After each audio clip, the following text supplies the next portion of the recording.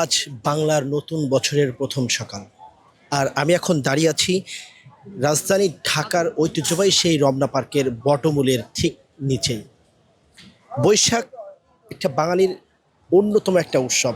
সেই উৎসবকে কেন্দ্র করে এই রমনা পার্কে কিন্তু আমরা দেখতে পাচ্ছি মানুষের একটা ঢল নেমেছে। বিশেষ করে যারা এই বাঙালির ঐতিহ্যকে রক্ষা করতে চায় তারা কিন্তু এই বৈশাখ পালনে তারা কিন্তু ছুটে আসেন সেই দূর দূরান্ত থেকে।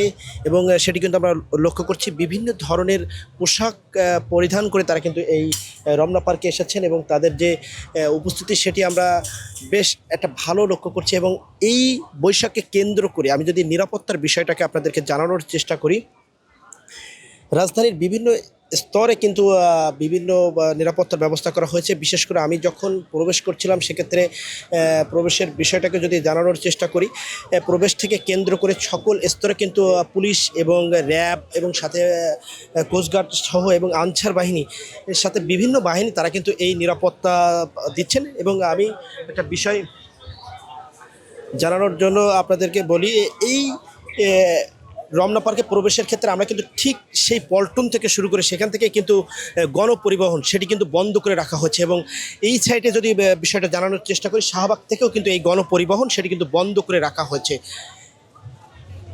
এবং যে নির্দেশনা দিয়েছে এই ডিএমপি তথা ঢাকা মেট্রোপলিটন পুলিশ, সেটি যদি আপনাদেরকে জানানোর চেষ্টা করি, ঠিক বিকাল 5টা পর্যন্ত কিন্তু এই নিরাপত্তা বজায় থাকবে। বিশেষ করে এই যে রমনার যে পার্কের ভিতরে এবং আমি দেখেছি শিল্পকলা একাডেমিতে এবং চারুকলা একাডেমিতে, সেখানেও কিন্তু একটা নিরাপত্তা আমি কিন্তু লক্ষ্য করছি। এবং এই যে বাঙালির যে উৎসব সেটি কিন্তু যে বাঙালিরা যে একটা আবেগ নিয়ে এটি পালন করেন সেটি কিন্তু আমরা লক্ষ্য করছি এই রমনার বটমূলে। এবং রমনার ঠিক প্রত্যেকটা স্তরে কিন্তু মানুষের এমন ঠিক ঢল নেমেছে, যেমনটি লক্ষ্য করছি আমরা বিভিন্ন বয়সী এবং তারা তাদের যে সেই পোশাক তারা কিন্তু সেই পোশাক পরে চলে এসেছেন। অনেকেই কিন্তু পাঞ্জাবি, অনেকেই কিন্তু শাড়ি, মহিলারা তারা কিন্তু শাড়ি পরে এসেছেন এবং বাচ্চাদেরও কিন্তু নিত্য সাজে তারা নিয়ে এসেছেন, যেটি আমরা লক্ষ্য করছি।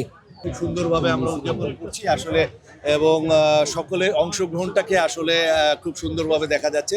বিগত দিনগুলিতে ভয় শঙ্কা ছিল, বাট এখন ভয় শঙ্কা নেই।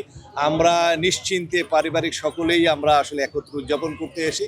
শুধু তাই না, নতুন জেনারেশনের কাছে আমাদের অবস্থানটাকে তুলে ধরার চেষ্টা করছি, তারাও যাতে জানে বুঝে বাংলা সংস্কৃতি কী, এবং আমরা এই সংস্কৃতিটাকে সারা দেশে ছড়িয়ে দিতে চাই আসলে আনন্দ ঘন পরিবেশে। এবং একটা দিনটাকে আমরা নতুন বর্ষে উদযাপন করতে চাই, আর এই উদযাপন সামনে নতুন দিনে নতুন বার্তা নিয়ে আসবে সকলের জন্যই। ছোটবেলায় বৈশাখ উদযাপন করছেন ভাইয়া, দাঁড়াও এখানে। ছোটবেলায় বৈশাখ উদযাপন করেছেন এবং এখন বৈশাখ দুইটা আসলে পার্থক্য কি দেখছেন? তখনকার সময় এত জাঁকজমকপূর্ণ, এত রঙিন কালার ছিল না। আসলে এইটা ফর্মাল এখন উদযাপন হচ্ছে, সেইটা সম্মেলনটা অনেক বড়, অনেক অর্গানাইজভাবে হচ্ছে। সেই জায়গাগুলিতে আসলে আমাদের অংশগ্রহণও, সকলের অংশগ্রহণ প্রয়োজন, যাতে আমরা সকলে এটা সুন্দর সুষ্ঠুভাবে আরও উদযাপন করতে পারি। তবে দিন দিন আরও লোকসংখ্যা বাড়ছে, আরও কোলাহল বাড়ছে। আসলে এই জায়গাগুলিতে যদি আরও শৃঙ্খলা আনয়ন করা যায় তাহলে আমাদের মনে হয় সামনে সকলের জন্য মঙ্গলজনক। এবং শুধু তাই না, নতুন নতুন যারা আছে তারাও নতুনভাবে অংশগ্রহণ করে এই নতুন বার্তা নিয়ে যেতে পারবে এবং সকলের মাঝে ছড়িয়ে দিতে পারবে। আর যদি আরেকটু প্রশ্ন করি দর্শক, যেমনটি জানাচ্ছিলেন যে এই বৈশাখ নতুন বার্তা নিয়ে এসেছে এবং নতুন বার্তা দিতে পারবে এমনটা কিন্তু আশা করছেন এই সব দর্শনার্থীরা।